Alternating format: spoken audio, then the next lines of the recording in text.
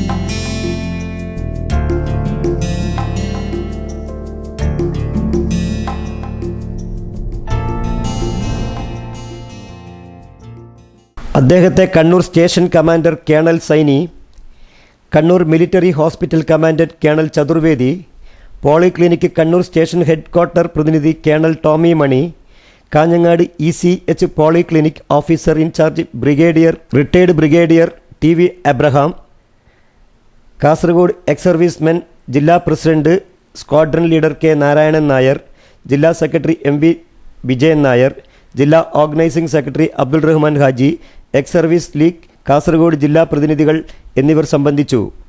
Polyclinic permanent കെട്ടിടം പണിയുന്നതിന് മാവുങ്കാലുള്ള നിയുക്ത സ്ഥലവും അദ്ദേഹം സന്ദർശിച്ചു.